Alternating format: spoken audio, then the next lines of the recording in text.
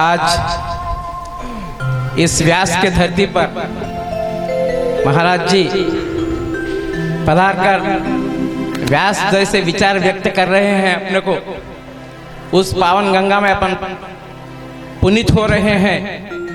और साथ साथ व्यास जी का ये महत्वपूर्ण क्षेत्र है। व्यास जी भगवान तपश्चर्या करके सैंड आइडल है ये, जो अपन सरस्वती को जो देख रहे हैं ना, वो रेती से बनी हुई सरस्वती है। और उस पवित्र स्थान पर इतने अच्छे विचार और व्यास ने योग्य स्थान पर योग्य विचार अपने को प्राप्त हो रहे हैं। ये यजमान जी का भी सौभाग्य है, हम सबका भी सौभाग्य है। और साथ साथ महाराज जी का हमारे ऊपर आशीर्वाद है। और बहुत अच्छा कथा गांव में भी मैं ज़्यादा लोगों को बोला था, मगर कुछ कारणवश वो लोग नहीं आ पाए। और कुछ श्रद्धालु भी है बासर में सुनने वाले, फिर भी वो आज न कल अपने से जुड़ जाएंगे। और वेद व्यास जी जब महाभारत का युद्ध होने के पश्चात उनको ऐसा व्यथा हुआ कि इतनी हानि हो गई, रक्तपात हो गया, मुझे कुछ अच्छा नहीं लग रहा, अशांति फैल गई उनके दिल में। तब उन्होंने इस क्षेत्र पर आए, ऐसा यहाँ की कहानी है। इस क्षेत्र में आकर व्यास गुहा बोल के है यहाँ पर, उस व्यास गुहा में रहकर जब ये इसको दंडकारण्य नाम से पुकारा जाता, ये पूरी जो पहाड़ी है वो पहाड़ी में गुहा है। उस गुहा में अपना वास करते थे। वो ब्रह्ममेव केवलम थे, उनको ना भूख की प्यास की कुछ चिंता नहीं थी। गांव वाले भी लोग इधर नहीं आते थे जब तब उस समय व्यास जी यहाँ पर तपश्चर्या करने के बाद एक दिन उनको भगवान प्रसन्न हुए। आपकी क्या मांग है, कई के लिए आप तपश्चर्या कर रहे, आप इतने विद्वान हैं? तो उसके बाद उन्होंने कहा, मुझे कुछ भी पता नहीं है मैं क्यों आया, और आपको अगर शांति होना है तो आप एक मूर्ति बनाइए। तो उन्होंने बोले, मैं तो मूर्तिकार नहीं हूँ, मैं रचना कर सकता हूँ मगर मूर्तिकार तो नहीं हूँ। तो फिर एक बार माता सरस्वती उनके स्वप्न में जाकर, तो हर रोज गोदावरी को स्नान को जो जा रहे, आते आते एक मुट्ठी भर वालू बोल तो रेती लेकर आना और आपके पीठ के सामने डालकर आप तपश्चर्या करो। जब उसकी वो रेती की संख्या क्या है वैदिक शास्त्र अनुसार वो पूर्ण होने के बाद माता सरस्वती उसमें से प्रकट हुई, इसलिए वो रेती की मूर्ति है। सरस्वती की मूर्ति रेती की है, लक्ष्मी और महाकाली फिर विद्वानों ने यहाँ पर बिठाया सो है, और वो पाषाण के विग्रह दूसरे। इसलिए वेद व्यास जी का उस यहाँ पे तीर्थ भी है, उस तीर्थ के किनारे में वेद व्यास जी का एक महादेव के रूप में वेद व्यास जी को जानते थे हम। फिर पंडित गुरु पार्टिकर, उनका भी यहाँ सप्ताह चलता, बड़े पैमाने में चलता। उन्होंने व्यास जी का मूर्ति राजस्थान से लाकर यहाँ पर स्थापना की। इसलिए वेद व्यास जी का स्थान है और रेती से बना हुआ उस मूर्ति है, और उस स्थान पर अपन योग्य स्थान में योग्य विचार अपन सुन रहे, ये अपना भाग्य है। जय योगेश। कम समय में पूज्य महाराज श्री ने बासर की भूमि की महिमा सुना दी, जिसे हम अनभिज्ञ थे, पता ही नहीं था। तो महाराज श्री का जोरदार मोठ्याने ताली वाजवा यांचा स्वागत करा। हरे राम राम राम हरे हरे, हरे गाइए, हम सब मिलकर गाइए। हरे हरे हरे कृष्ण कृष्ण कृष्ण हरे हरे। हरे कृष्ण हरे भाव विभोर होके गाइए। कृष्ण कृष्ण हरे हरे हरे राम राम राम हरे हरे राम राम राम हरे हरे हरे कृष्ण कृष्ण कृष्ण हरे हरे। हरे कृष्ण कृष्ण कृष्ण हरे हरे हरे राम राम राम हरे हरे। हरे राम ताली सेवा करते राम हुए। राम हरे हरे हरे कृष्ण कृष्ण कृष्ण हरे हरे हरे राम राम राम हरे हरे हरे कृष्ण कृष्ण कृष्ण हरे हरे हरे राम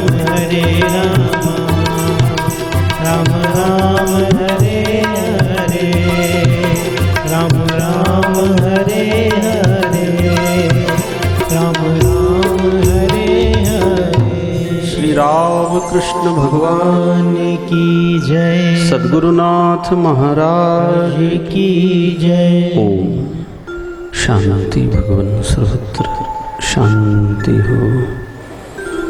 अखिल ब्रह्मांड के स्वामी सच्चिदानंद स्वरूप सर्वशक्तिमान सर्वेश्वर सर्वव्यापक सर्व अंतर्यामी सर्वरक्षक सर्वज्ञ सृष्टिकर्ता जगत पतित पावन सब सुखों का दाता परम दयालु परम कृपालु दया सिंधु करुणा सिंधु दीनबंधु शरणागत वत्सल भक्त वत्सल चराचर में व्याप्त घट घट वासी पूर्ण ब्रह्म परमपिता परमेश्वर सर्वेश्वर को हम सब मिलकर सिर झुकाकर कोटि कोटि प्रणाम करते हैं।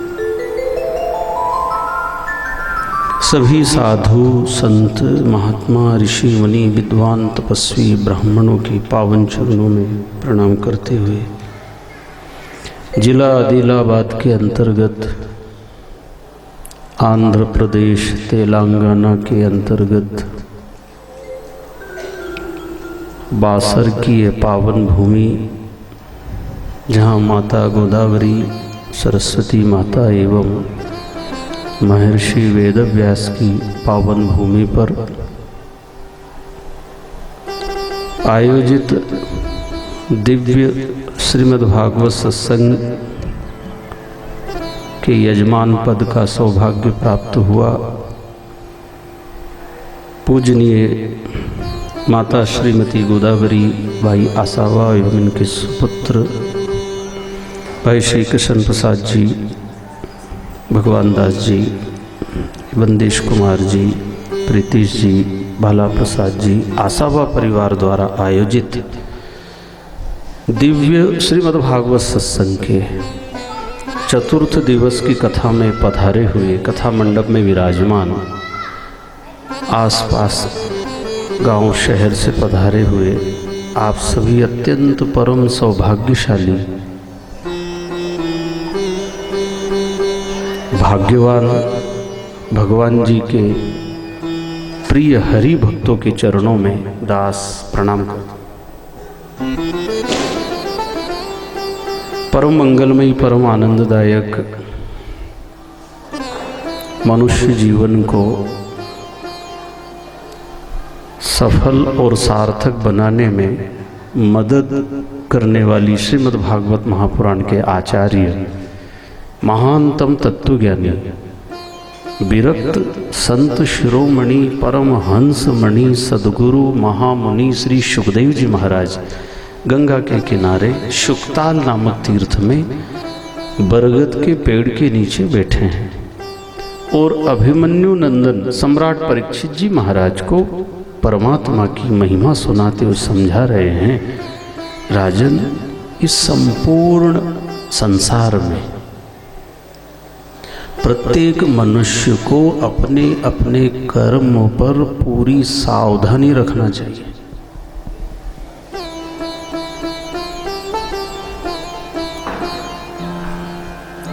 थोड़ा सुनो, सावधान होके सुनो।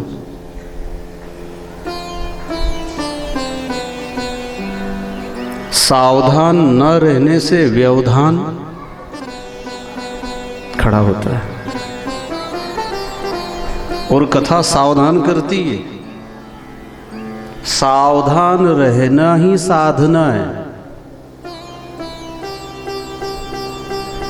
सावधानी हटी, दुर्घटना घटी। यहां भी हम कभी कभी सावधानी से नहीं सुनते हैं।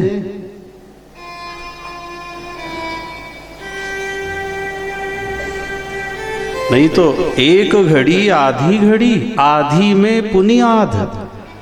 तुलसी संगत साधु की कटे कोटि अपराध। हम कब से सुनते आ रहे हैं, जब से समझ आइए। हमारे दादा परदादा, पड़ोस, परिवार, छोटे बच्चे थे हम। आज हमारी उम्र 10, 20, 25, 50 साल की हो गई है। कितना हमको समझ में आया भगवान के विषय में। मैं भी मेरी जांच करता हूं, आप अपनी जांच करिए। कितनी निष्ठा है, कितना विश्वास है। सावधानी से न करने के कारण जैसे दुर्घटना होती है, सावधानी से साधना सत्संग न करने के कारण भी हमारे दुख नहीं मिट रहे। क्या कसर रखते हैं हम? विचार करो। तीर्थ भी करते, व्रत भी करते, दान भी करते, कथा भी सुनते, जिससे जैसा बन रहा है सब कर रहे हैं, फिर भी दुख हमारा पिंड नहीं छोड़ता। फिर भक्ति किस काम की?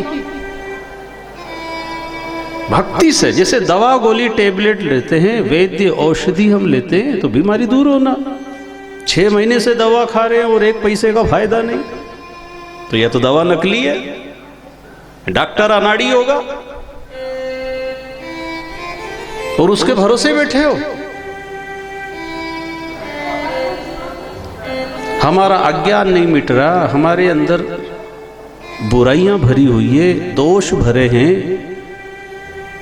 लोभ, झूठ, ठगना, छल कपट करना, ये हमारे अंदर बनावटीपना बना हुआ है। तो आपकी साधना ठीक नहीं है, भक्ति ठीक नहीं है, दवा गोली आपकी औषधि ठीक नहीं है। ये एक नकली दवाइयाँ भी है मार्केट में।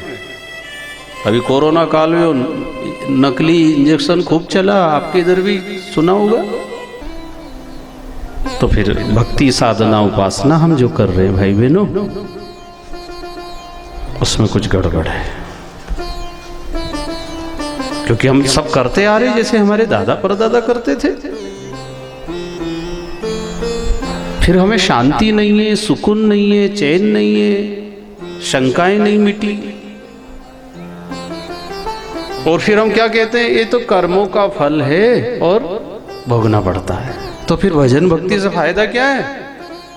डॉक्टर के पास भी जा रहे हैं, ये तो भोगना ही पड़ता है, तो भी दवा गोली इतना पैसा लग रहा है, इससे फायदा क्या मिल रहा है? भाई दवा गोली के बाद में इलाज होता है, तबीयत ठीक होती है, भूख अच्छी लगती है, नींद आती है, दर्द बंद हो जाता है, बीमारी से हम मुक्त हो जाते हैं। तो दुखों से भी मुक्त होना, अज्ञान से मुक्त होना, पाप से मुक्त होना, बुराइयों से मुक्त होना, इसलिए तो सत्कार्य होता है। और अगर हमारे अंदर अभी भी बुराई है, कोई दोष है, अवगुण है, विकार भरे हैं, तो ये बीमारी का इलाज ठीक करो करो। कर्म फल संसार में मिलता है भाई बहनों, जैसी करनी वैसी भरनी।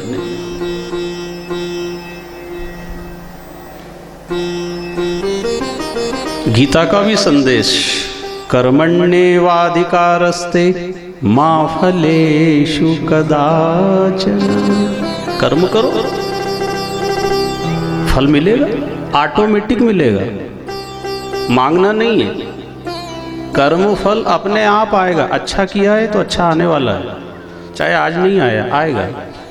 और आज बुरा किया है, हाँ, और फल बुरा नहीं मिला है, आने वाला है, वो समय लगेगा उसको। जैसे घड़ी का कांटा घूमता है, वो 12 बजे वापस आने वाला है, वो चल दिया है, वो सेकंड मिनट घंटा 2 घंटा वो धीरे धीरे 12 पे पहुंच जाएगा। अच्छा, सेकंड का कांटा दिखता है चलता हुआ, और मिनट का कांटा घड़ी में चलता दिखता है, पर घंटे वाला दिखता है? कब वो खसकता है समझ में नहीं आता है, पर वो चलता जरूर है वो भी। इसलिए कर्म फल सामने आएगा, और हम सब अच्छा फल चाहते हैं। दुख, अपमान, हानि, बुराई, बीमारी कोई नहीं चाहता। हमारी सारी कोशिश भी वही रहती है, हम सदा सुखी रहे, हमारा घर परिवार भरा पूरा रहे, कोई विघ्न बाधा ना आए, लेकिन फिर भी आती है।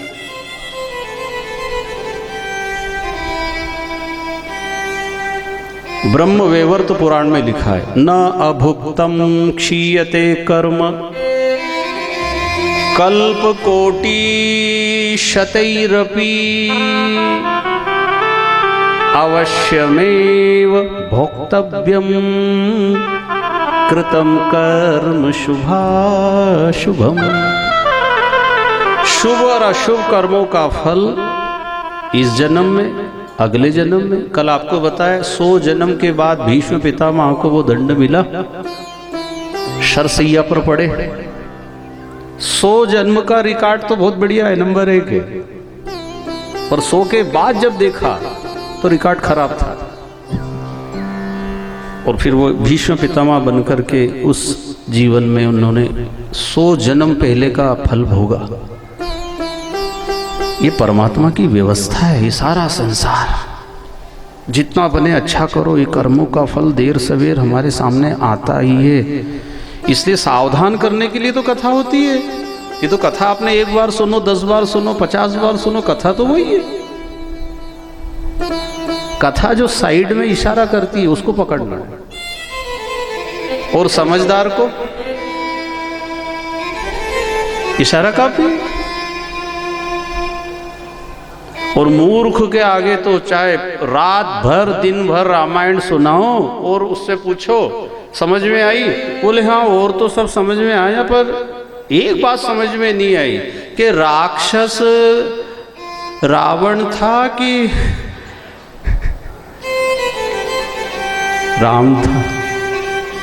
वो गुरुजी ने भी माथा ठोका, भले आदमी तेरे को यही पल्ले नहीं पड़ी और पूरी कथा समझ में आ गई। सावधानी से सुनो, ये कथा कोई कहानी किस्सा कोई ऐसा टाइम पास नहीं है, दिखावा नहीं है, प्रदर्शन नहीं है। हम सबकी जिंदगी, मेरे साथ आपकी जिंदगी सफल होना चाहिए। सफल का मतलब मकान दुकान फैक्ट्री से नहीं होता है सफल।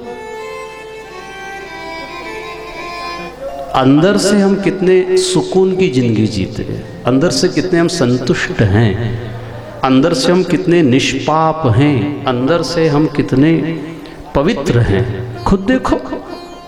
किससे पूछना है?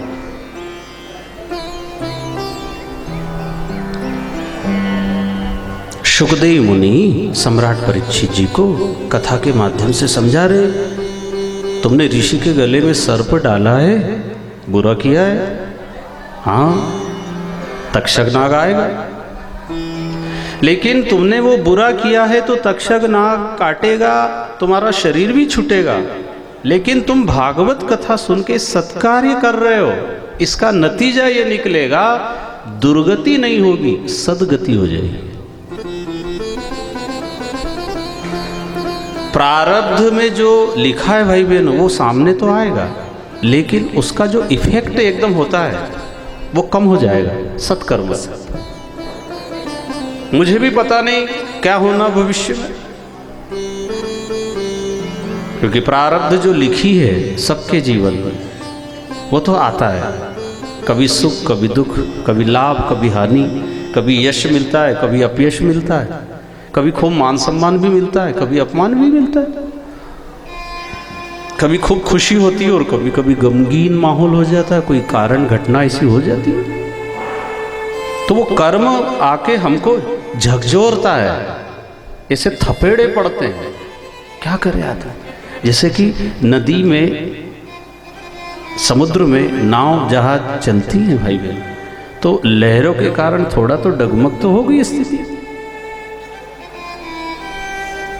अब नाव में बैठे हैं और आपको कि नाव ऐसे चलना चाहिए कि हिलना डुलना नहीं, बिल्कुल जैसे हाईवे पे चलते हैं, तो ये तो संभव नहीं है। हम भवसागर में तो हैं, इसको भवसागर कहा है। और जीवन में ऐसे कई थपेड़े, हवा, आंधी, तूफान आते ही, पर साधु संत हमें थोड़ा सा हिम्मत दिलाते हैं, धैर्य रखना, घबराना नहीं, सब ठीक होगा।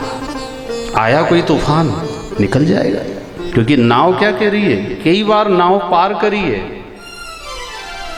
नदी समुद्र को पार कर दिया नाव ने, और कभी कभी नाव डूबी भी, पर फिर भी नाव का चलना आज तक बंद नहीं हुआ। उन्हें कि नाव डूब जाती है तो क्या मतलब, अगर नाव मना कर दे मैं पानी में नहीं चलूं, ये डुबा देता है लहर तूफान, तो फिर नाव से पूछा क्या तुम सड़क पे चलोगी, वो नाव तो सड़क पे चल नहीं सकती, पानी में चलना है। हम सबको संसार सागर में रहना है, कहाँ जाएंगे यहाँ से छोड़ के। इसलिए कहा है खून पसीना बहाता जा, तान के साथ चादर सोता जा, ये नाव तो हिलती जाएगी, तू हंसता जा या रोता जा। ये तो ऐसे ही चलेगी। हमारे पहले भी जो हुए हैं ना, उनने भी यही थपेड़े खाए हैं, उनने भी ऐसी सहन करी है, उन्होंने भी ऐसे आफतों का सामना किया है। और शायद हम तो उतना दुख तकलीफ संकट नहीं उठा रहे, और हमारे पहले जिन्होंने उतना दुख उठाया, समय ऐसी, परिस्थितियां ऐसी थी, फिर भी उन्होंने धर्म नहीं छोड़ा, सत्य नहीं छोड़ा, ईमानदारी नहीं छोड़ी, अपनी वेशभूषा नहीं छोड़ी, भाषा नहीं छोड़ी, खान पान नहीं छोड़ा, अपनी सभ्यता नहीं छोड़ी, अपनी सनातन संस्कृति पूर्वजों की जो विचारधारा थी उसके अनुसार जीवन जिया है। आज ये आधुनिकता में, भौतिकवाद में ज़्यादा धन वैभव, ज़्यादा पढ़ाई लिखाई, ज़्यादा सुख सुविधा और के कारण कुछ लोगों ने मर्यादा का उल्लंघन कर दिया, शिष्टाचार नहीं रहा, आचार विचार भ्रष्ट हो गए लोग। अब इसका परिणाम तो आगे आने वाला है ना, इसलिए तो सावधान करती है कथा। कथा सुनने का उद्देश्य क्या? अब कथा सबको मालूम है, हाथी और मगर की कथा आने वाली है। सम्राट परीक्षित जी को सुखदेव मुनि सुना रहे हैं। एक त्रिकोट नाम का पर्वत था जिसमें बहुत बड़ा हाथी रहता था, इतना बलशाली था, जब वो चिंगाड़ता था तो शेर भी डर के भाग जाता था, जबकि जंगल का राजा शेर होता है। वहाँ चुनाव नहीं होते, वो तो कंप्लीट है ही, शेर फिक्स है, वो शेर ही रहता है। पर समय देखो आप, हाथी की चलती थी, बलशाली। एक बार उसे प्यास लगी गर्मी के दिनों में। अब हाथी के साथ उसके हथिनी परिवार और भी जीव जंतु हाथी की शरण में, संरक्षक में सुखी रहते थे, क्योंकि उसके पास शेर नहीं आता। अब शेर नहीं आता था तो और जीव भी हाथी के साथ रहते थे। अब उसके साथ में सब सरोवर में पानी पीने गए। हाथी गहरे पानी में गया, अंदर मगरमच्छ बैठा था, उसने पांव पकड़ लिया। हाथी क्या विचार करता है, मेरे जैसा है कौन? शेर डरे, ये पानी का जीव कर क्या लेगा, ध्यान नहीं दिया। अभिमान कभी कभी जीव को आता है, मैं बहुत ज्ञानी हूँ, मैं बहुत तपस्वी हूँ, मैं बहुत दानी हूँ, मैं बहुत बड़ा हूँ, मैं बहुत, जो भी समझ रखा है उसको गलतफहमी बोलते।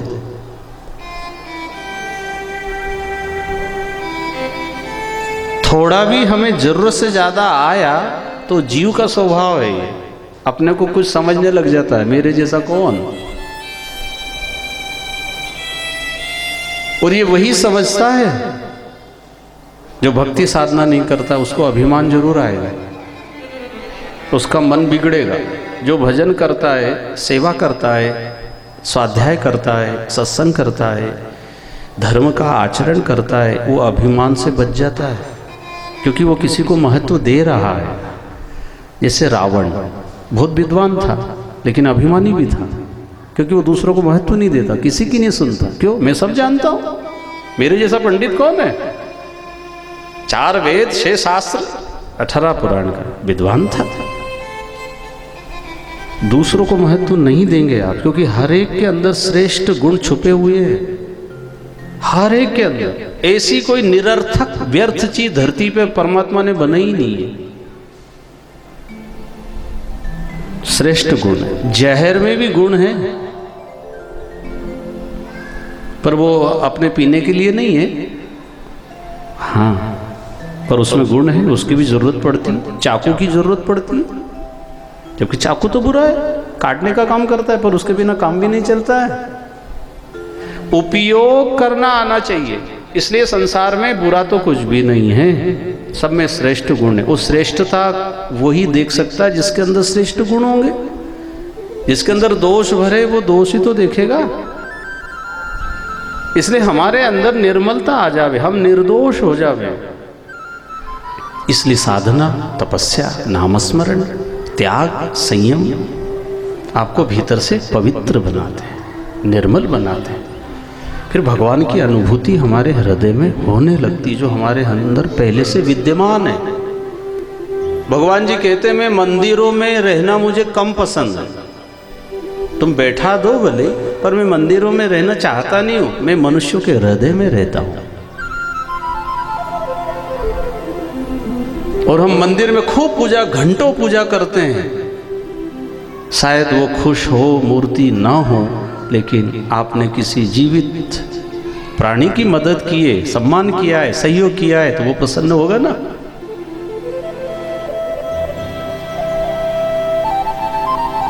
तो अभिमान के कारण भगवान दूर हो जाता है। पहली बात तो ये, तो अपनी जांच करो, मेरे अंदर कोई अभिमान है क्या? और अगर है तो उसे दूर करो। ये तो भक्ति का फल नहीं मिलेगा। रावण इतना ज्ञानी होकर के भी राक्षसी कहलाया अभिमान के कारण।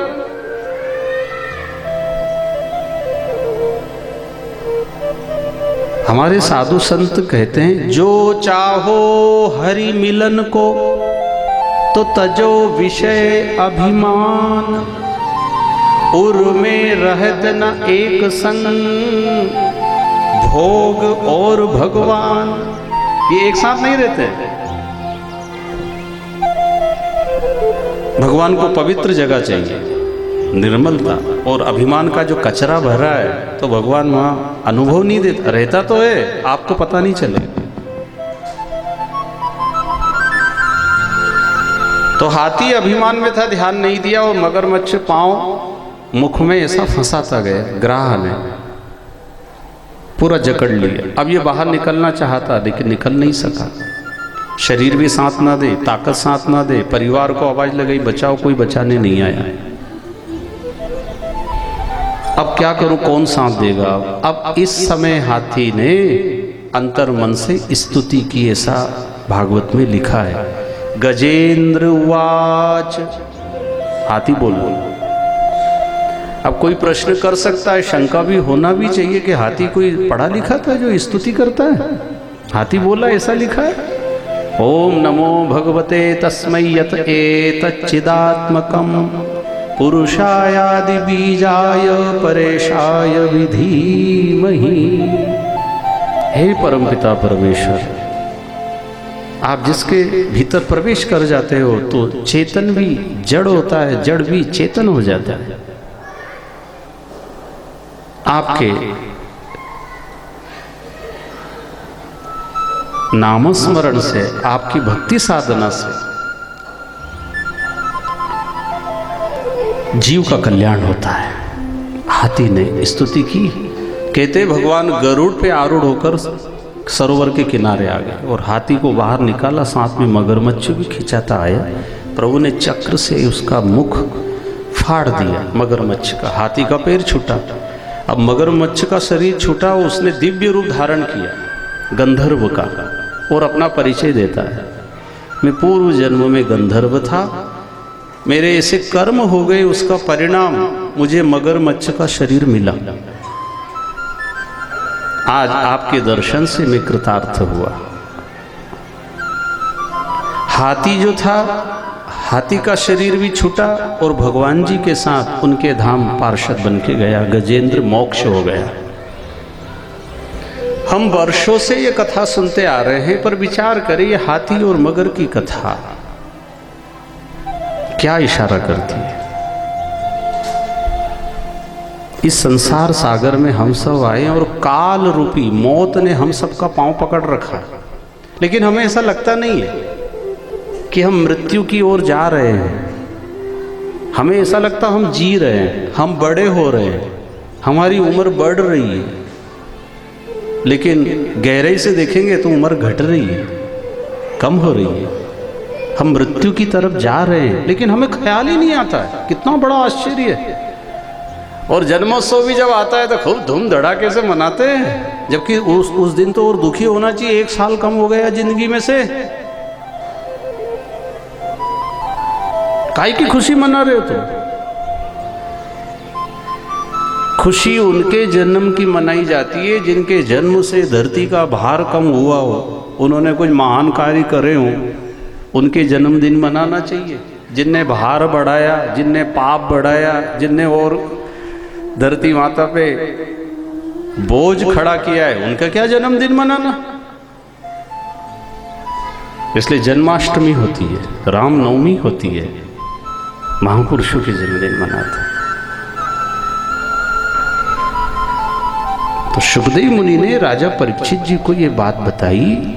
ये हाथी जो था पूर्व जन्म में इंद्रद्युम्न नाम का राजा था, इससे ऐसा कर्म हो गया था, उसके फल स्वरूप हाथी का शरीर मिला।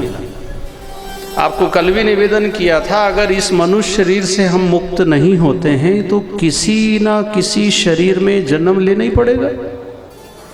अब उसमें पशु का शरीर मिले, मनुष्य का शरीर मिले, पक्षी का मिले, कीट पतंगों का मिले, कोई पता नहीं। इसलिए इस भव सागर में हम आए हैं और हाथी ने स्तुति करके हाथी का मोक्ष हो गया है। और कई भक्त लोग बड़ी श्रद्धा से पाठ करते हैं गजेंद्र मोक्ष का, कि प्रभु आपको अगर हाथी की स्तुति पसंद आती है और उसका मोक्ष कर दिया आपने, तो जो हाथी ने कहा वही मैं आपको निवेदन कर रहा हूं। मेरा भी जब समय आ जावे तो मेरा भी मोक्ष हो जावे। लेकिन ये बातें क्या है, सबको गले नहीं उतरती। कहाँ मोक्ष? अभी तो प्लाट चाहिए, मकान चाहिए, अभी तो बेटा चाहिए, अभी तो नौकरी चाहिए, कहाँ चिंता। और इस भव सागर में जब हम आते हैं ना भाई बहनों, तो ऐसी ऐसी झंझटें, ऐसी उलझनें, ऐसी मुसीबतों का सामना करना पड़ता है कि वो मोक्ष का जो लक्ष्य है, सुनते जब तो बहुत अच्छा लगता है वैसे ही करना है, पर यहाँ से उठ के जब जाएंगे तो जो थपेड़े लगते हैं। तो मेरी डगमग डोले नैया, मेरे नाथ संभाले रहियो।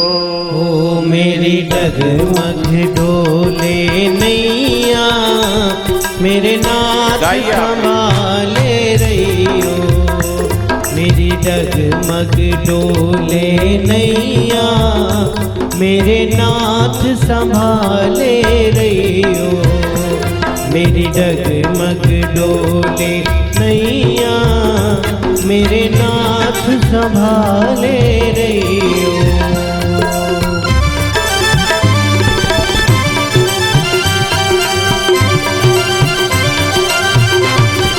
जय हो।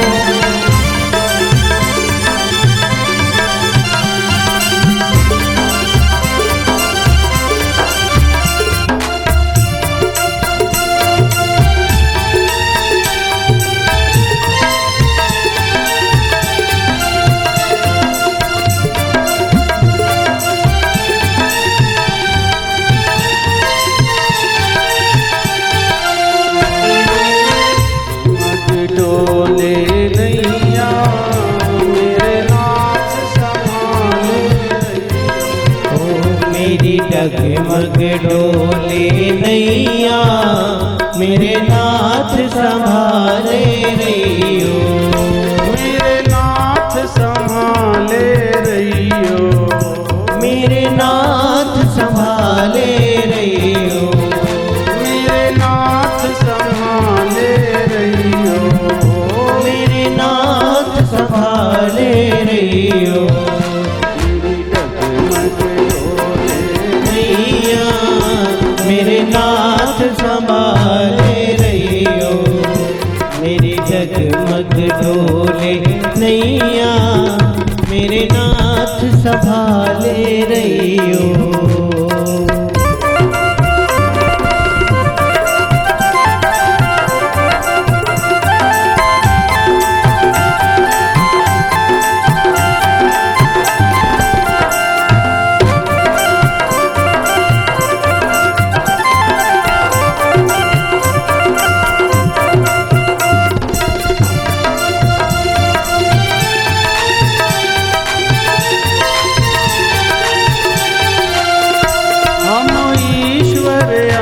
तुम्हारे हैं।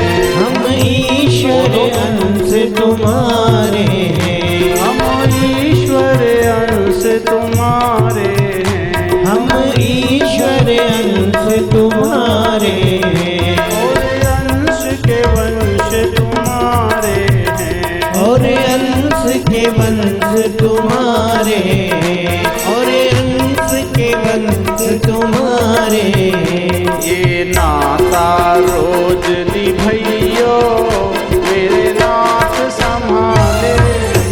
ओ ये नाता रोज निभइयो मेरे नाथ संभाले रहियो। ये नाता रोज निभइयो मेरे नाथ संभाले रहियो। मेरी जगमग डोले नैया मेरे नाथ संभाले रहियो।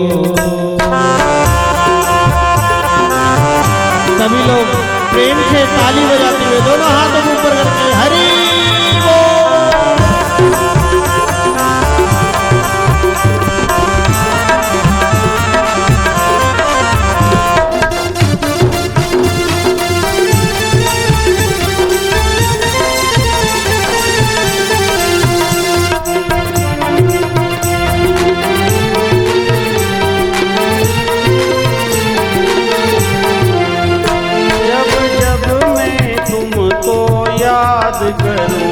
जब जब मैं तुमको याद करूं।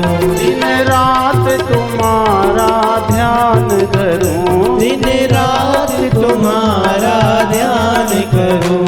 दिन रात तुम्हारा ध्यान करूं। दिन रात तुम्हारा ध्यान करूं।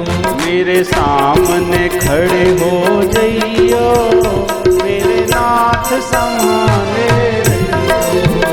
मेरे सामने खड़े हो जइयो मेरे नाथ संभाले रहियो। मेरे सामने खड़े हो जइयो मेरे नाथ संभाले रहियो। मेरी डगमग डोले नैया मेरे नाथ संभाले रहियो। जय हरि। सभी लोग प्रेम से ताली बजाते हुए दोनों हाथ ऊपर करके श्री राधे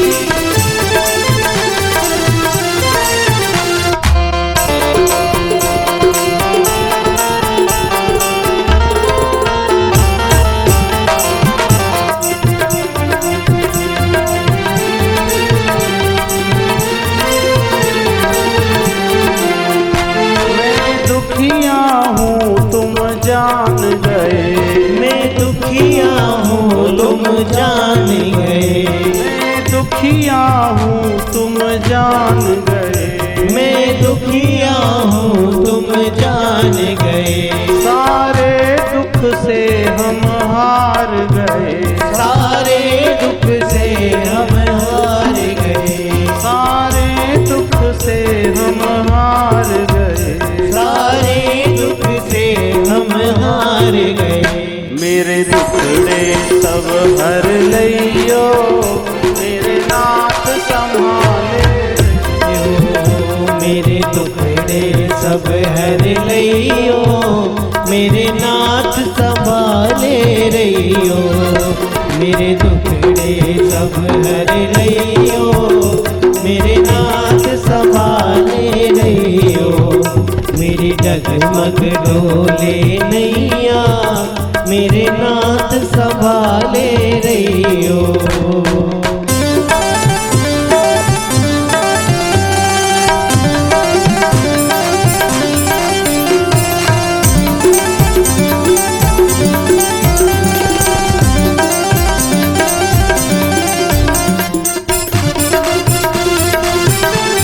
हरि बोल।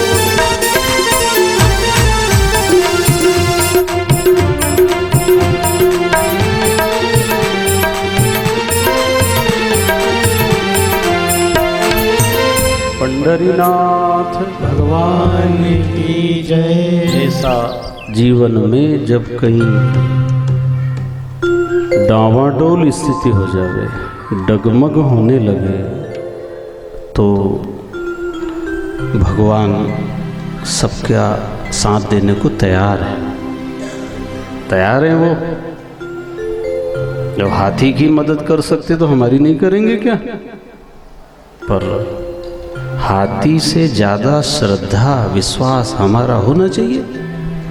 जब पशु तरे पक्षी तरे कर कर हरि से नेह, तो तू क्यों रह गया मानवा धर्म मानुष की दे। मनुष्य को तो ज्यादा श्रद्धा होना चाहिए ना।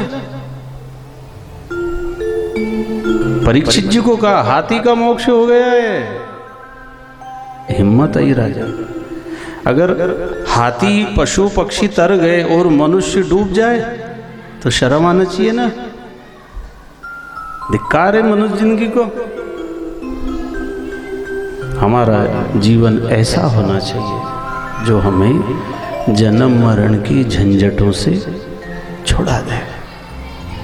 ये तो कर्म के नाम से पुनरपि जन्मम पुनरपि मरणम पुनरपि जननी जठरे शयनम ई संसारे खलु दुस्तारे कृपया तारे पाई मुरारे। एक एक शब्द हमारे महात्माओं ने महापुरुषों ने ऐसा ऐसा लिख करके रेडीमेड धर गए। अब नई भागवत बनाना नहीं है, नई रामायण नई गीता बनी बनाई है, खाली पढ़ तो लो। पढ़ने का समय नहीं। कितने दुख वाली बात। शर्म आना चाहिए। कोई अनपढ़ हो अनाड़ी हो तो कोई बात नहीं, पढ़े लिखे, इतना समय नहीं। नियम बनाना चाहिए। कथा सुनने के बाद कोई नियम जरूर पकड़ो तो कथा सुनना सार्थक है। नहीं तो जगह ही रोकी वहां बैठ के। वो करा क्या है? फायदा तो कुछ मिला ही नहीं हमको। नियम लेना चाहिए। और हजारों बातों में कोई तो ऐसी बात जरूर आती है जो आप उसे अपना सकते हैं। इतनी संख्या में आप बैठे हैं, इतनी सारी बातें निकलती है, कुछ तो पकड़ो जिसमें अपना स्वयं का हित है। स्वाध्याय रोज होना, ग्रंथों का पठन प्रतिदिन होना ही चाहिए। कितना भी काम, कितनी भी झंझटें, कितनी भी परेशानी हो, भगवत कार्य के लिए समय अवश्य निकालें, क्योंकि उनकी जरूरत पड़ेगी हमको। आज नहीं है जरूरत, पर आएगा समय जब कोई साथ नहीं देगा तब कौन देगा। ये मतलबी है दुनिया सारी, यहाँ कौन किसी का होता है। अरे धोखा तो वही देता है जिस पे भरोसा होता है।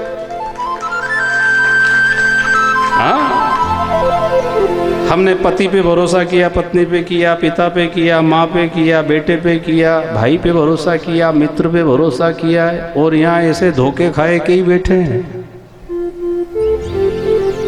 कहीं ना कहीं धोखा मिला। अरे धोखा ऐसे ना मिला तो बीच में छोड़ के चले गए, दुनिया से ही चले गए। लो अब कहां रिपोर्ट करो, किसको दोष दो? हो गए ना धोखा।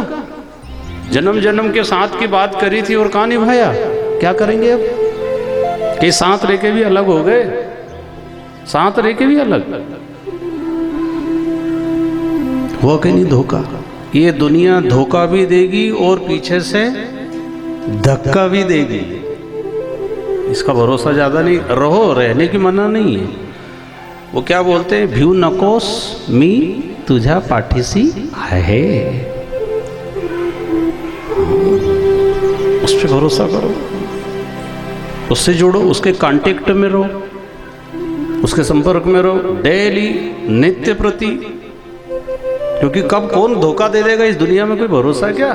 अरे हमारा शरीर ही हमको धोखा दे देगा। लो बीमारी आ गई, हाथ पैर काम नहीं कर रहे, हार्ट कमजोर हो गए, किडनी खराब हो गई, कैंसर हो गया, कितनी बीमारी संसार में। इसलिए उसके संपर्क में रहो, उसके कांटेक्ट में रहो। इसलिए तो आयोजन होते हैं, वो हमें हिम्मत दे देता है, धैर्य बंधा देता है। जो शेष जीवन बचा हुआ है उसको हम सुखी सुखी बिता सके।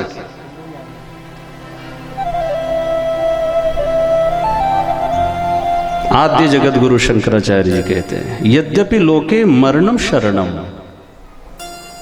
इस लोक को क्या बोलते हैं? मृत्यु लोक है, फिक्स है, ये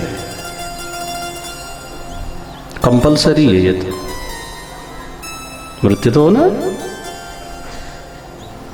तो यद्यपि लोके मरणम शरणम तदपि न मुंचति पापाचरणम।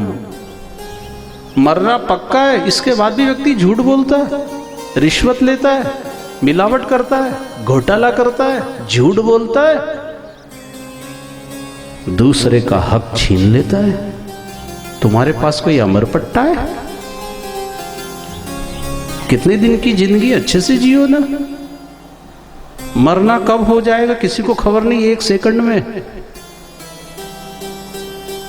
रात और दिन मृत्यु हो रही है संसार में, एक सेकंड में अटैक आ गया, दुर्घटना हो गई, गिर गए, एक्सीडेंट हो गया। आप तो अपने रास्ते से जा रहे हो, सामने वाला कैसा आ रहा है आपने क्या मालूम। अब वो पी के चला रहा है, अब तुम तो बाएं चल रहे हो नियम से, बढ़िया, और वो पी के चला रहा है वो, अब आपको क्या मालूम, वो सीधा ही ऊपर आ गया, क्या करोगे।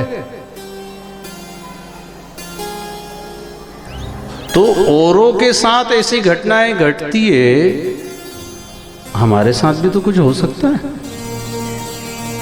क्या करें? भगवान से जुड़े रहो, भक्ति करो, साधना करो, नामस्मरण करो, बुराइयों का त्याग करो, जो गलत है उससे बचो, अच्छा है उसको शुरू करो, गलती हुई है स्वीकार करो और परमात्मा से प्रार्थना करो। बड़े दयालु हैं भगवान जी, माफ कर देते हैं।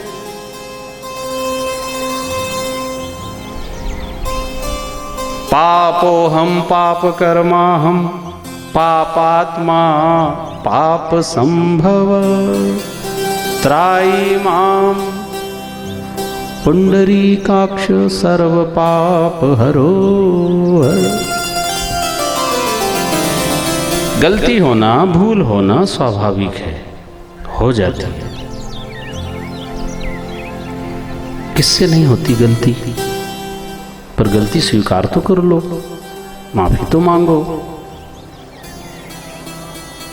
हे प्रभु तेरी रहमत का उम्मीदवार आया हूँ, सर ढाके कफन से शर्मसार आया हूँ, आने ना दिया इन गुनाहों ने पैदल, तो अर्थी पे चढ़ कंधे पे सवार आया हूं, हे प्रभु तेरी रहमत का उम्मीदवार आया हूं।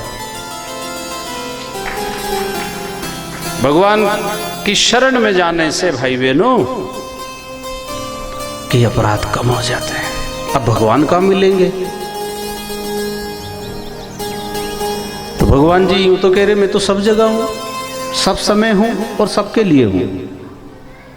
जर्रे जर्रे में झांकी है भगवान की, पर किसी सूझ वाली आंख ने पहचाना।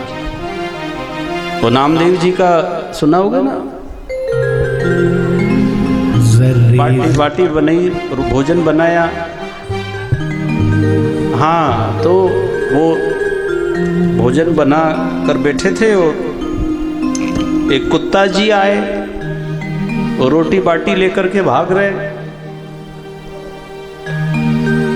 विचार किया घी लगाया नहीं और मेरे प्रभु ऐसे कोरी बाटी खाएंगे तो जमेगा नहीं ना, तो घी का कटोरा लेके पीछे पीछे दौड़ रहे। अब गांव के जो देखने वाले वो हंस रहे, अच्छा पागल है, कुत्ते के लिए और घी का कटोरा लेके भाग रहे। पर भाव क्या था? मेरे प्रभु शायद इसी रूप में आए होंगे। वो तो सब में संत, तो सभी में भगवान देखते हैं ना। और जो जाने भगवंत त्यासे कहिए संत, खाली ये लिखने से संत थोड़ी हो जाते हैं। कोई अपने नाम के पहले जो भी लिखना है, अपने हाथ का मामला 108, 1008, 1,08,000 फलाना जी लिख दो। पर वैसे हो कि नहीं? सबको संत नहीं कहा है। जो जाने भगवंत त्यासे कहिए संत, बोले जैसा चाले त्याचे बंदा भी पाउले। बोलने को तो क्या है, कला है, ये तो कोई भी बोल देगा। चोर भी बहुत बढ़िया मीठी मीठी बात करता है। हाँ, जो लुटेरे आते हैं ना ठगने वाले, इतनी बढ़िया बात करे, रामायण गीता भागवत की चौपाइया, और आपके बड़ा भगत आदमी, आओ आओ आओ बैठ जाओ। वो थोड़ी देर वही सूटकेस लेके चले गए, वही जो ज्ञान की बात कर रहे थे। ये कलयुग है, पाखंड युग है, ज्यादा किसी पे भरोसा न करो। अपने कर्म पे विश्वास रखिए और परमपिता परमात्मा पे विश्वास रखिए। किसी को हाथ की रेखाएं भी मत दिखाने जाना, किसी को हाथ पांव मत दिखाना कि मेरे किस्मत में भाग्य में क्या है। क्या है? अच्छे कर्म करो, सब बढ़िया होगा। और किस्मत के भरोसे बैठे मत रहना, क्योंकि जिनके हाथ नहीं है उनकी भी किस्मत तो होगी। जिनके हाथ ही नहीं है क्या देखो फिर उनको। इसलिए संतों ने कहा है मेहनत पुरुषार्थ करना, भाग्य के भरोसे नहीं रहना कि मेरे भाग में दुखी दुखी। जो किस्मत के भाग्य के भरोसे बैठा है वो अपने आप का दुश्मन है। वो ये भाग में होगा तो मिलेगा, कैसे मिलेगा? मेहनत करो, पुरुषार्थ करो। सकल पदार्थ है जग माही, कर्महीन नर पावत नाई। और फिर हमारी भगवत बुद्धि जब हो जाएगी तो भगवान किसी न किसी रूप में मदद करने के लिए खड़े हो जाएंगे। इसलिए आपको सर्वत्र भगवान देखना है। अब नामदेव जी तो घी का कटोरा लेके भाग रहे हैं, और हमारे साथ ऐसा हो जाए तो हम क्या लेके भागेंगे?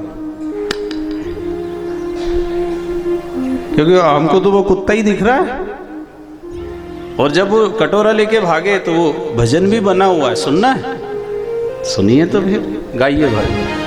जर्रे जर्रे में है झांकी भगवान की, जर्रे जर्रे में है झांकी भगवान की।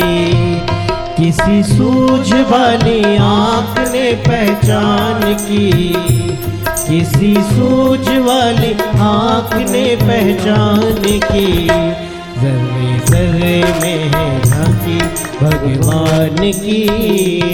आइए भगवान के दर्शन करते हुए, जय हो, ताली बजाते हुए हरि।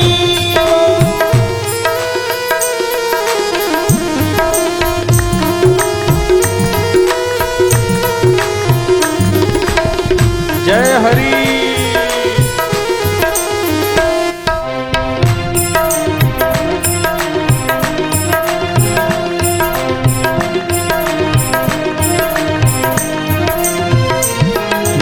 महादेव ने पकाई, रोटी कुत्ते ने उठाई, पीछे घी का कटोरा लिए जा रहे, पीछे घी का कटोरा लिए जा रहे। बोले रूखी तो ना खाओ, स्वामी घी तो लगाओ, रूप अपना क्यों मुझसे छुपा रहे, रूप अपना क्यों मुझसे छुपा रहे। बोली तेरा एक नूर, तेरा एक नूर, फिर काहे को हुजूर, फिर काहे को हुजूर। तूने शक्ल बनाई इंसान की, मुझे ओढ़नी उड़ा दी इंसान की। जर्रे जर्रे में झांकी भगवान की, जर्रे जर्रे में झांकी भगवान की।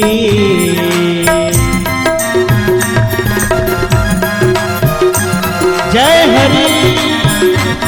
सभी लोग ताली बजाते हुए दोनों हाथों को ऊपर करके।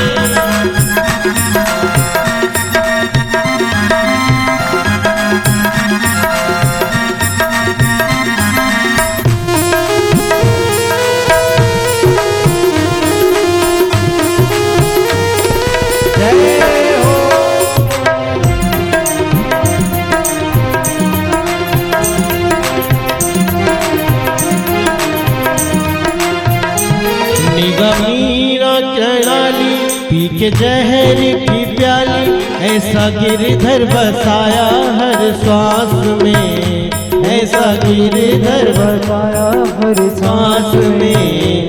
जब आया काला नाग बोले धन्य मेरे भाग, आज प्रभु आए सांप के लिबास में, आज प्रभु आए सांप के लिबास में। आओ आओ बलिहार, आओ आओ बलिहार, प्यारे कृष्ण मुरार, प्यारे कृष्ण मुरार। बड़ी कृपा है कृपा निधान की, बलिहारी हूँ आपके एहसान की।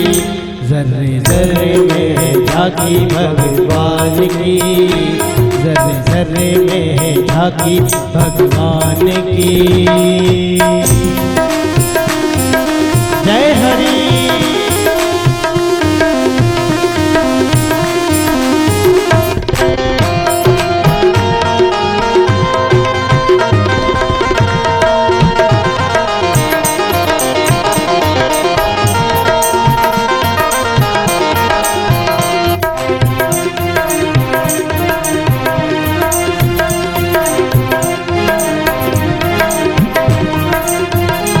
इस तरह सूरदास निगाह जिनकी थी खास, ऐसे नैन नशा था हरि नाम का, ऐसे नैन नशा था हरि नाम का। नैन हुए जब बंद तब मिला आनंद, देख अजब नजारा भगवान का, देखा अजब नजारा भगवान का। हर जगह वो समाया, हर जगह वो समाया, सारे जग को बताया, सारे जग को बताया। आई आंखों में रोशनी ज्ञान की, देख झूम झूम झांकी भगवान की। जर्रे जर्रे में है झांकी भगवान की, जर्रे जर्रे में है झांकी भगवान की। किसी सूझ वाली आँख ने पहचान की, किसी सूझ वाली आँख ने पहचान की। जर्रे जर्रे में है झांकी भगवान की, जर्रे जर्रे में है झांकी भगवान की, जर्रे जर्रे में है झांकी भगवान की, जर्रे जर्रे में है झांकी भगवान की। पंडरीनाथ भगवान की जय। ऐसा भाई बहनों, भगवान की तो कोई कमी नहीं है, भक्त की कमी है। भगवान तो सब जगह है। जो दूध माही घृत छिपा, मेहंदी में छिपी लाली, ऐसा पूर्ण ब्रह्म है कोई जगह नहीं खाली। जितने भगवान पंढरपुर में है ना, उतने ही यहाँ बासर में भी है। हाँ,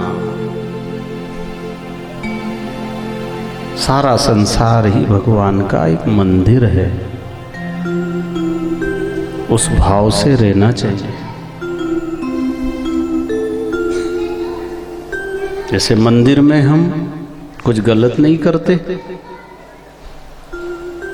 मंदिर के अंदर कोई झगड़ा करे, धक्का मुक्की करे तो क्या, भैया मंदिर में तो मत करो, मतलब बाहर कर सकते। कोई झूठ बोला है, कोई झगड़ा करे, कोई चोरी करे, कोई नशा करे तो क्या बोलते हैं, मंदिर में तो मत करो, मतलब बाहर कर सकते हैं। बाहर भगवान नहीं है। बस इतनी सी समझ आ जावे, हमने भगवान को एक सीमा में बांध दिया है, मंदिर में कैद कर दिया है और फिर ताला लगा दिया। क्या बाहर आ जाए देखो। तो भगवान ने कहा मैं कोई ताले में और मंदिरों में कैद रहने वाला नहीं हूं, मैं तो सर्वत्र विद्यमान हूं। जब भगवान सब जगह फिर भी हम दुखी, हमारे अंदर विश्वास की कमी। कबीरदास जी कहते हैं, ना मैं मंदिर ना मैं मस्जिद ना काबा कैलाश में, मैं तो हूँ विश्वास में। मों को कहाँ ढूंढे रे बंदे, मैं तो तेरे पास में हूँ।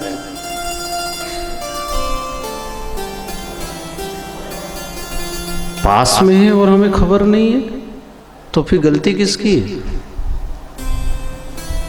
भगवान की। हमारी गलती है, पास में और नहीं जानते।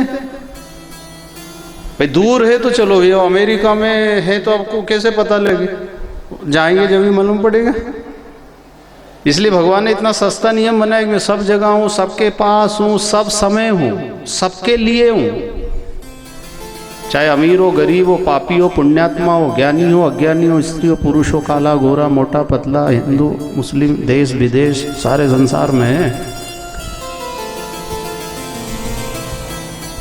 तो हमारे दुखों को अगर दूर करना हो तो भगवान जी तो रोकना चाहते हैं, गलत ना करो। और भगवान जरूर नहीं वो पंढरीनाथ के रूप में आए, चार भुजा लेकर ही आपके पास में आए। वो पत्नी बन के, पति बन के, पिता बन के, माँ बन के रोकता है, पर हमने ध्यान नहीं दिया। नहीं दिया तो फिर भोगो। भगवान तो किसी ना किसी के माध्यम से हमें सही राह दिखाते हैं, पर हम इतने होशियार हैं, सुनने को तैयार नहीं होते, मानते नहीं, मनमानी करते। और मनमानी करेंगे तो फिर मन में तो कोई अच्छे विचार आते हैं कि बुरे विचार भी आते हैं। इसलिए मन की नहीं मानना, गुरु की मानो। गुरु कौन? जो आपको अच्छी सलाह दे। वो कोई भी हो सकता है, उसके लिए कोई फेमस वाले ही गुरु नहीं चाहिए कि कोई प्रसिद्ध गुरु होगा उसी के मानेंगे। तो कोई भी हो सकता है जो सही सलाह दे हमें, जो हमें बुराई से बचाए, दुखों से बचाए, पापों से बचाए। उसका गुरु के समान आदर करना चाहिए।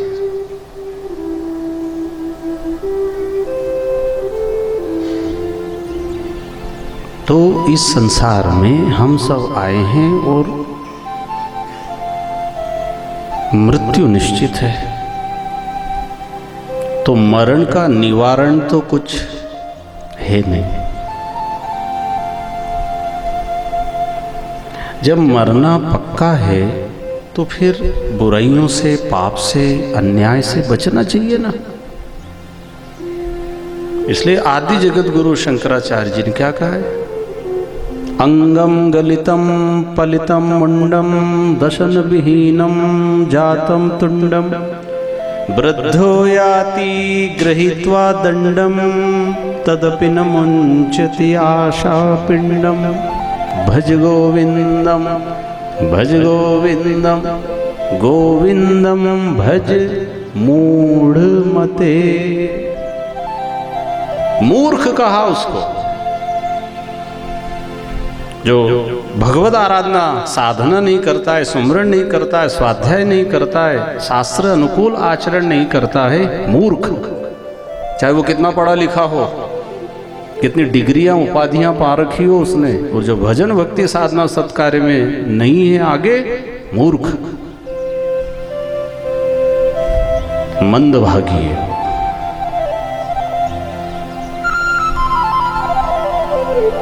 यद्यपि लोके मरणम शरणम तदपि न मुंचति पापाचरणम। तो भज गोविंदम गोविंदम भज मूढ़मते।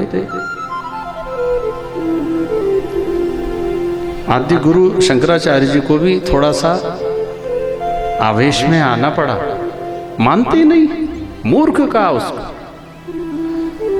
तेरे शरीर में क्षमता नहीं बची है, तेरे मुख में दांत नहीं बचे, ताकत नहीं है, दिखाई नहीं देता है, सुनाई नहीं देता है, शरीर साथ नहीं देता है, फिर भी आशा लगाए बैठा है संसार से। अब तो परम पिता परमात्मा की ओर मन बुद्धि समय लगाना चाहिए, क्योंकि मृत्यु आने वाली है। और मृत्यु के भय से भजन करो, पापों से बचो, बुराइयों से बचो, क्योंकि दुनिया में दुख कभी भी किसी को भी आ सकता है। कौन ऐसा जिसके जीवन में दुख ना आया? इस धरती पे कह रहा हूं, बासर का नहीं कह रहा हूं, नांदेड़ का नहीं कह रहा हूं, महाराष्ट्र का नहीं कह रहा हूं, इस धरती पे जितने भी प्राणी हैं सबके जीवन में किसी न किसी प्रकार का दुख आता ही है, और आया नहीं हो तो आने वाला है, वो तो आता है।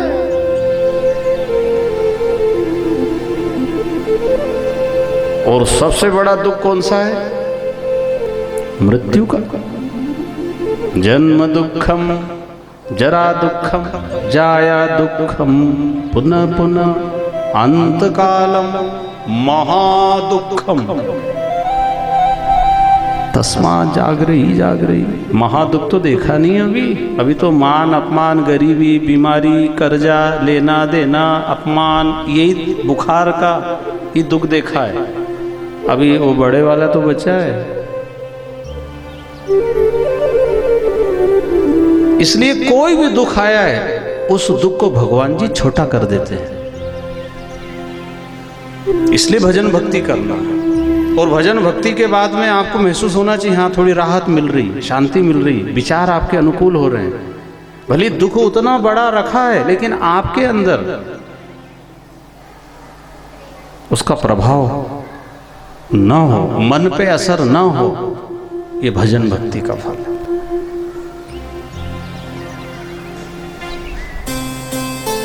दुख को छोटा करता है भगवान। जैसे 2000 का नोट है, अब आपको टेम्पो वाले को देना है, सब्जी वाले को देना है, मंदिर में भी चढ़ाना है, बच्चों को टॉफी वगैरह भी दिलाना है, पर अब वो 2000 का है, क्या करना है? कैंची से नहीं, कैंची से तो नहीं कर सकते, छोटा कैसे करेंगे? उसको खुला कराना पड़ेगा, तब हम सबको दे सकते ना, बढ़ जाएगा वो। तो 2000 का नोट है तो हम खुला कराएंगे। 500 का ले लिया, 200 का नोट लिया, 100 के लिए, 50 के लिए, 10 के लिए चिल्लर ले ली। तो 2000 एक ही नोट था और 2000 के खुले करा लिए हमने, वो भी 2000 ही है। भगवान से ये कहना, प्रभु ये दुख बड़ा है, थोड़ा सा खुला कर दो, इसको छोटा कर दो। छोटा कर देते हैं भगवान से को, आप माफ ना करो भले मुझे, छोटा कर दो, किस्त में, मेरे कर्मों का फल किस्त में मुझे दे देना, एक साथ नहीं देना, सहन नहीं होगा ना भाई। कर्जा हो जावे, किस्तों में हम चुका देते हैं, थोड़ा थोड़ा देंगे। पापों का भी कर्जा हो जाता है। वो इतनी तपस्या हमसे हो नहीं सकती, इसलिए चिल्लर, कभी आरती में चले गए, कभी कथा में चले गए, कहीं प्रणाम कर लिया, कहीं फूल चढ़ाया, तुलसी पे जल चढ़ा दिया, कभी मौन व्रत रख लिया, कभी सेवा करी, कहीं पैदल यात्रा करी, कहीं प्रभात फेरी में चले गए किसी दिन। ये सब चिल्लर वाला मामला है।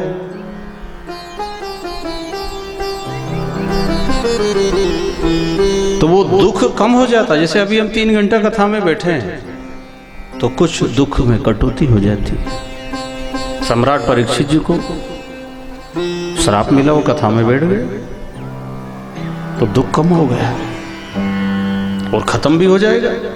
इसलिए कथा में बड़ी श्रद्धा से बैठना। पता नहीं किस दोष अपराध के निवारण में कोई कथा भी मदद करती है। भजन आता है, कीर्तन आता है, नाचते गाते ताली बजाते हैं, बड़ी निष्ठा से सुनो,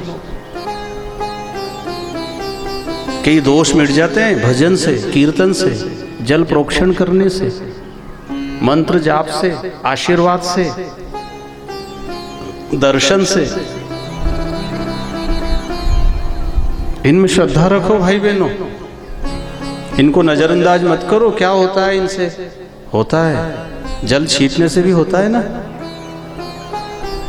भाई ज़्यादा तेज ठंड है और नहाने का विचार नहीं है तो कोई भी, मैं गंगा जल लाता हूँ, प्रोक्षण किया तो उसमें भी शुद्धि हो जाती है। मंत्रों से स्नान होता है, मंत्र स्नान, सूर्य स्नान, सूर्य नारायण भगवान की किरणें आपके ऊपर आ जाए, आप शुद्ध हो जाओगे। पर ये आलसी के लिए नहीं है। हाँ, नहीं तो कोई कहेगी आज बढ़िया नियम बताया भैया तो 8-15 दिन ऐसे ही चलने दो ना, ये सबके लिए लागू नहीं है नियम। ये तो जो अस्वस्थ हैं, बीमार हैं, वृद्ध हैं, बुजुर्ग हैं, पानी की कई कमी है, तो उसका विकल्प ये है।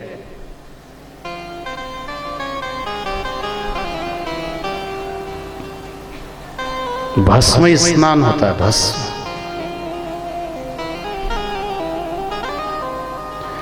शास्त्र में सारे विधान लिखे हुए हैं सबके लिए, सबका कल्याण होना चाहिए। पहले बात तो भगवान ने ऐसी व्यवस्था कर रखी है, चाहे गरीब है, अमीर है, पढ़ा लिखा है, अनपढ़ है, व्यस्ततम जीवन है, अपने आत्म कल्याण का उसके पास समय ही नहीं, जिम्मेदारियां इतनी, पद इतना बड़ा, तो क्या बैठ के सुनेगा वो? तो हमारे पास समय है तो बैठ के सुन रहे, फिर सबके पास समय है क्या? तो फिर भगवान जी ने ऐसी व्यवस्था बना रखी है कि तुम जहां हो, जैसे हो, मैं तुम्हें अवसर दूंगा अपना कल्याण करने का, तुम चूक मत जाना। जैसे आज हमारे बीच पुण्य नगरी प्रेस के पत्रकार बंधु सम्माननीय तालुका प्रतिनिधि हैं, उमरी से पधारे श्री नरेंद्र जगन्नाथ राव येरावार जी, श्री कृष्ण प्रिंटर्स, ये कथाओं की भी जानकारी दे रहे हैं। इनके लिए जोरदार करतल ध्वनि से इनका अभिनंदन है। और समय निकाला, इनको जाना, कोई मीटिंग में जाना था, फिर भी बोले मैं जितना समय होगा 1-2 घंटा बैठता हूँ, भगवान की कथा भी सुनूंगा। तो मन में था तो भगवान ने अवसर दे दिया, नहीं तो वो तो मीटिंग में जाने वाले थे, ना भी आते। अवसर तो देते हैं। अब यहाँ आने के बाद अगर हम अवसर का लाभ ना लें तो ये हमारी गलती। भगवान तो अवसर देते हैं। सबके जीवन में समय आता है अच्छा करने का, और कोई कोई वो समय के साथ हो जाता है, अच्छा कर डालता है, और अच्छा समय आया और अच्छा नहीं किया तो वो समय तो चला गया। अब वो समय नहीं, आदमी है पर वो समय नहीं है। इसलिए समय का सम्मान करो। समय भगवान भी दोबारा नहीं दे सकते, भगवान कहते हैं अब मेरे पास भी नहीं है ये तो। समय लाभ सम लाभ नहीं, समय चूक सम चूक, बुद्धिमान को खटकत रहे समय जाए जो चूक। ये मनुष्य जीवन भी एक समय है, पता नहीं कब पूरा हो जाएगा। क्षण भंगुर जीवन की कलिका, कल प्रातः काल खिली न खिली, मलियाचल की शुचि शीतल मंद सुगंध, समीर चली न चली, कली काल कुठार लिए फिरता तन नम्र है चोट झिली न झिली, तू रट ले हरि नाम हरि रसना, फिर अंत समय में हिली न हिली। कुछ समय मौन रहा करो, ज्यादा बकवाद नहीं करना। किसी किसी की आदत है बहुत बोलते ही रहते, कथा में भी बोलते धीरे धीरे धीरे धीरे धीरे। अरे राम राम राम राम, यहाँ तो मौन रहो, कौन सी जरूरी बात है। एकदम सावधान रहना चाहिए। जब से हम बोलना सीखे हैं बचपन से आज तक बोल ही रहे, और बोलने के कारण कहीं कहीं विवाद होता है, बोलने के कारण ही झगड़े हो रहे हैं। मौन में बहुत फायदे हैं, इसलिए कभी कभी मौन होना चाहिए। 2-3 घंटा आप मौन बैठते हैं, इसका भी फायदा है, इसके भी नंबर मिलते हैं, पुण्य लगता है मौन रहने का।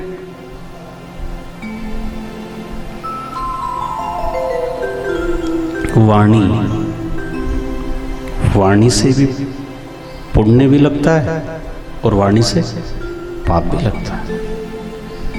पाठ करते हैं तो पुण्य लगता है, क्रोध करते हैं अपशब्द बोलेंगे दोष लगता है।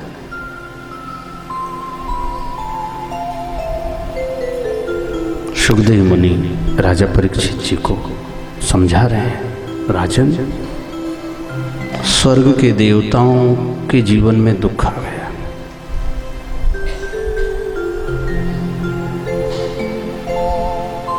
देवता लोग दुखी हैं, राक्षसों ने हमला बोल दिया स्वर्ग पे।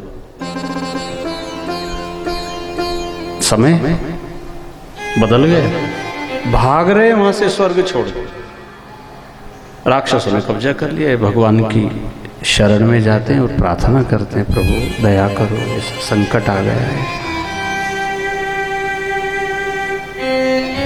समय की कदर करो भाई बहनों। आपको कहा था आदमी बलवान नहीं होता है, समय बलवान होता है।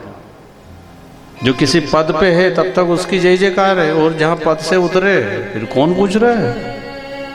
होंगे कोई साहब होंगे तो समय नहीं है, आदमी है समय नहीं उसका।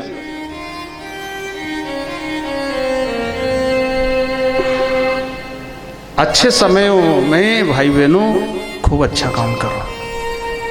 तन अच्छा है कर लो सेवा, धन अच्छा है लगा दो धर्म के काम में, मन अच्छा है खूब अच्छे विचार, अच्छे संकल्प, अच्छा चिंतन करो।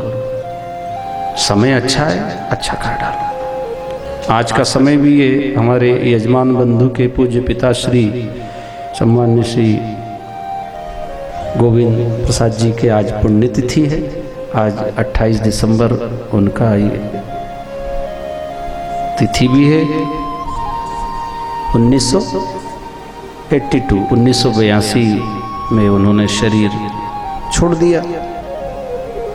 28 दिसंबर की बात है वो, और आज ऐसा संयोग बना है कि उनके पुण्यतिथि में ब्राह्मण भोजन भी हुआ है, उनको दान दक्षिणा दी गई, और उनके सुपुत्र सम्मान्य श्री किशन प्रसाद जी आसावा, भगवान दास जी आसावा एवं पूरा परिवार उनका, इन्होंने इस पवित्र तिथि तारीख में ऐसा पुण्य का कार्य किया है। हम सब करतल ध्वनि से इनका हार्दिक अभिनंदन करते हैं।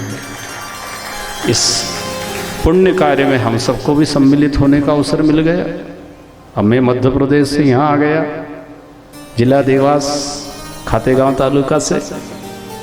अब गोविंद प्रसाद जी उनका पुण्य स्मरण हो रहा है, मुझे भी ये सेवा मिल गई, और आप सब भी दूर दूर से, उमरी से, नांदेड़ से, औरंगाबाद से, हैदराबाद से, बम्बई से, पूना से,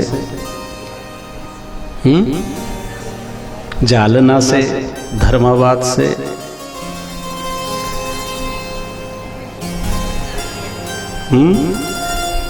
नांदेड़, हाँ नांदेड़ से भी आए।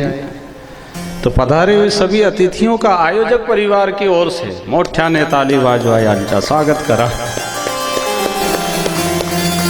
जोरदार आपका स्वागत है। आपने अपना अमूल्य समय दिया भाई बहनों। ये पुण्य, जैसे हम पैसा कमाने विदेश तक जाते हैं, हमारे बाला प्रसाद जी वहीं तो हैं अमेरिका में, धन के लिए दूर दूर तक जाते, ऐसे धर्म के लिए, पुण्य के लिए भी घर से निकल के मंदिर तक जाओ, कोई तीर्थ भूमि पर जाओ। किस लिए? पुण्य कमाने। जहां पैसा काम नहीं आता है, जहां धन काम नहीं आता है, वहां धर्म और पुण्य खड़ा हो जाता है और वो मदद करता है। और जरूरत पड़ेगी एक दिन, जहां धन नहीं आता है काम, वहां धर्म चाहिए। और धर्म उधार नहीं मिलता है। धन एक बार उधार मिल सकता है, लेकिन धर्म तो किया होगा तो आएगा, पुण्य किया होगा तो आएगा। अब स्वर्ग में देवताओं को संकट आया, वहां पुण्य नहीं कमा सकते। गीता जी में लिखा है, छीने पुण्य मर्त लोके विशंति। पुण्यों का क्षय होता है, वहां कमा नहीं सकते। कमाना हो तो यहाँ बासर में आओ, मृत्यु लोक में आओ, यहाँ पुण्य कमा सकते। और यहाँ से आप स्वर्ग से भी ऊपर, ब्रह्मलोक से भी ऊपर, सतलोक जहाँ से हम आए हैं। जैसे अभी आप कोई नांदेड़ से आए, मुंबई से आए, यहाँ के रहने वाले थोड़ी वापस जाना है। ऐसे ही संसार में हम सब आए, हम यहाँ के रहने वाले नहीं है। आए 5, 25, 50 साल, 100 साल रहेंगे, फिर जाना है। तो जाना कहाँ है उसका कंफर्म होना चाहिए, सही एड्रेस। नहीं तो गलत जगह भी जा सकते हैं। इसलिए भगवान की कथा, भगवान का पता है। समझ में आ रही बात? और पता सही याद होना चाहिए। हाँ, अगर पता सही नहीं है तो लापता हो जाएंगे। ऐसा मकान मिले ना मिले, मकान का पता मिल जाना चाहिए। और भगवान मिले ना मिले, भगवान की कथा मिल जाना चाहिए। बस कथा मिल गई है तो भगवान के मिलने की संभावना बन जाती है। पता मिल गया है तो फिर तो मकान के मिलने की संभावना है।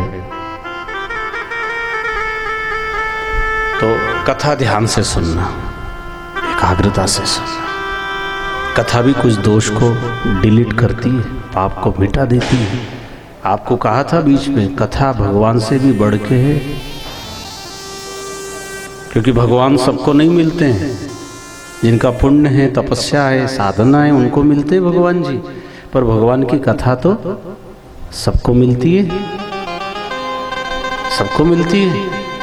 इसलिए तो बार बार कथाएं होती है। जो छूट गए, जो नहीं सुन पाए, समझ नहीं पाए, और सुन लो। और ऐसे आयोजन होते रहना चाहिए, चाहे छोटे रूप में करो, घर में करो। जरूरी कोई लाखों का ही खर्च करना है, अपने सामर्थ्य अनुसार करो। प्रतिवर्ष होना चाहिए, सामूहिक रूप से करो, परिवार मिल के करो। 2 भाई है, 4 भाई है, बहनें हैं, सब मिल जाओ, धर्म का काम है भाई। अकेले कोई सारा बोझ ना उठा सके, अकेले के पास समय नहीं है, करना भी चाहते हैं और नहीं होता है। चाहते हैं करना, पर योगी नहीं बना। लेकिन 10 लोग मिल जाएंगे, 50 लोग मिल जाते हैं, भार भी नहीं पड़ता है और आसानी से काम हो जाता है और सबको लाभ मिलता है। सबके धन पुण्य के कार्य में खर्च हो जाता है। ये तो कोई कोई चिकट भी रहते हैं, कंजूस, दान धर्म में नहीं लगाएंगे। प्लाट ले लो, मकान ले लो, फैक्ट्री डाल दो, एक और सोना खरीद लो, चलता रहता है उनका प्रोग्राम। पर कभी ऐसा नहीं कुछ अच्छा काम करें, धर्म के कार्य में लगाओ धन। कितने लोगों को लाभ मिलता है, आत्मसंतुष्टि, आत्मरस की प्राप्ति हो जाती है। कितने लोगों का जीना मुश्किल हो गया है। ये कथा से कई लोग भाई बहनों जिंदा है। कथा मात्रिक जीवन। कोई कोई शब्द ऐसे आते हैं जीने में राहत मिल जाती है। जैसे कोई सीरियस हो तो ऑक्सीजन उसको दे दो तो सांस तो ले, जिंदा तो रहे। तो दवा गोली फिर ट्रीटमेंट करेंगे बाद में, पहले ऑक्सीजन। ऐसा कथा सत्संग की सख्त जरूरत है।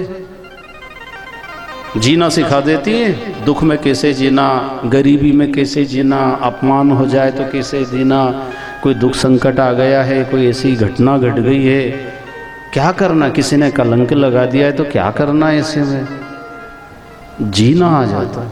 भगवान की कथा एक टॉनिक का काम करती है। गुस्सा आ जाता है, जो घुट घुट के जी रहे, रो रो के जी रहे, क्या रोना, खुशी खुशी जियो ना। अगर कोई दुख आया भी है, कोई ऐसी समस्या आ भी गई है भाई बहनों, तो घबराओ नहीं। विपदो नैव विपदः संपदो नैव संपदः विपद विस्मरणाम विष्णु संपन्नारायण स्मृति। सच्ची विपत्ति तो यह है कि हम भगवान को भूल जावें, धर्म को भूल जावें। और ये विपत्ति स्वर्ग में आ गई, क्योंकि स्वर्ग में जरूरत ही नहीं पड़ी भगवान जी की, इसलिए तो राक्षसों ने हमला बोला। भागे भागे ब्रह्मा जी की शरण में गए। ब्रह्मा जी ने कहा भाई प्रभु की शरण में जाओ, भगवान ही तुम्हारा दुख दूर कर सकते हैं।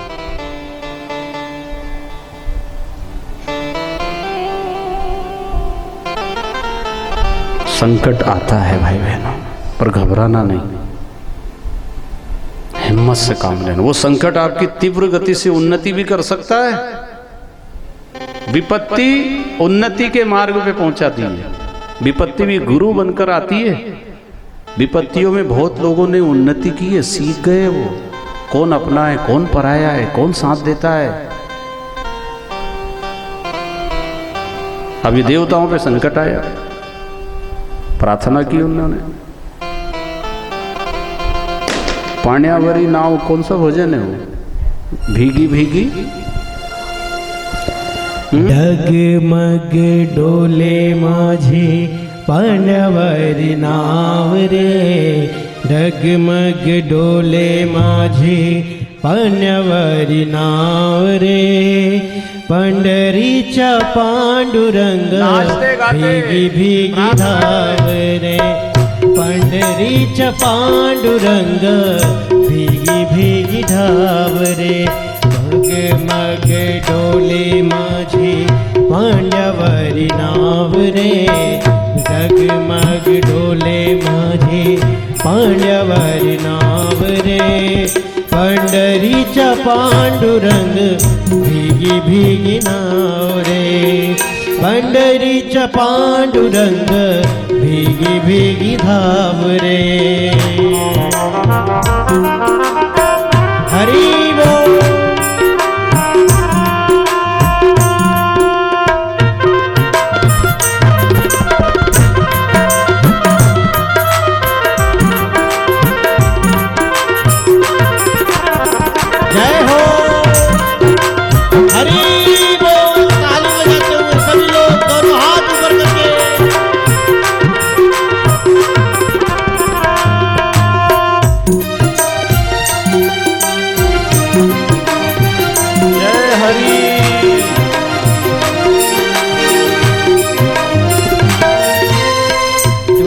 पाण्यासी देवा जीव हा भुकेला, धीर नहीं वाटे देवा माझ्या मनाला, तुला पाण्यासी देवा जीव हा भुकेला, धीर नहीं वाटे देवा माझ्या मनाला, काय सांगू आता देवा दूर तुझे गाव रे, काय आता देवा दूर तुझे गाव रे, पंढरीच्या पांडुरंग भीगी भीगी धाव रे, पंढरीच्या पांडुरंग भीगी भीगी धाव रे, डगमग डोले माझी पाण्यावारी नाव रे, डगमग डोले माझी पाण्यावारी नाव रे, पंढरीच्या पांडुरंग भीगी भीगी धाव रे,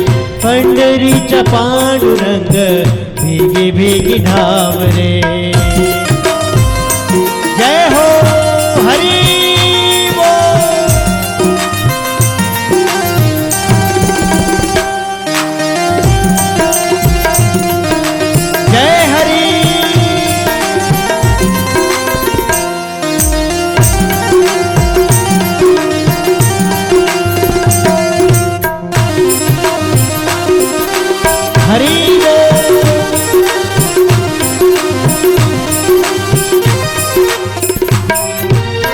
तुझ्या चरणा सिवाय भीमा चंद्रभागा, नाही देव पावला मी झालो अभागा.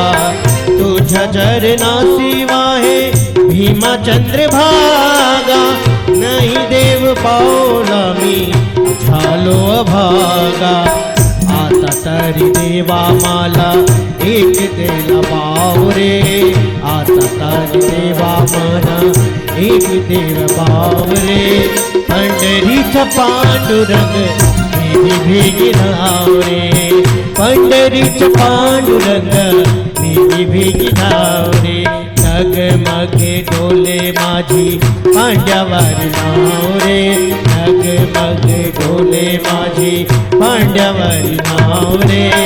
पंढरीचा पांडुरंग भेगी भेगी धाव रे, पंढरीचा पांडुरंग भेगी भेगी धाव रे.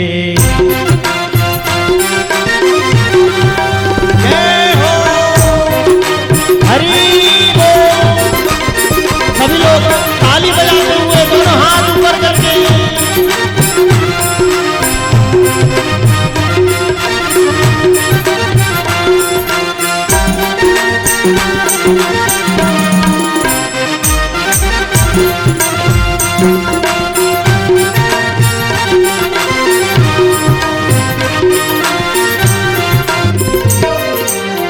प्रहलाद कारण नरसिंह झाला, दुष्ट मारनाले देवा भक्त तारण्याला. प्रहलाद कारण देवा नरसिंह झाला, दुष्ट मारनाले देवा भक्त करनाला. भक्त उदरिसी देवा जागी तुझ नाव रे, भक्त उदरिसी देवा जागी तुझ नाव रे. पंढरीचा पांडुरंग भेगी भेगी नाव रे, पंढरीचा पांडुरंग भेगी भेगी नाव रे. डगमग डोले माझी पांड्यावर नाव रे, डगमग डोले माझी पांड्यावर नाव रे. पंढरीचा पांडुरंग भेगी भेगी नाव रे, पंढरीचा पांडुरंग भेगी भेगी नाव रे.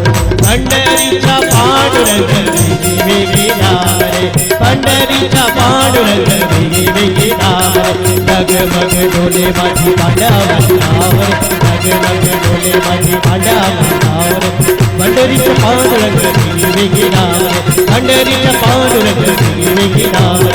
पंढरीचा पांडुरंग भेगी भेगी नाव रे, पंढरीचा पांडुरंग भेगी भेगी नाव रे. पंढरीचा पांडुरंग भेगी भेगी नाव रे, पंढरीचा पांडुरंग भेगी भेगी नाव रे. पंढरीचा पांडुरंग भेगी भेगी नाव रे, पंढरीचा पांडुरंग भेगी भेगी नाव रे. भेगी भेगी नाव रे, भेगी भेगी नाव रे. पंढरीनाथ भगवान की जय.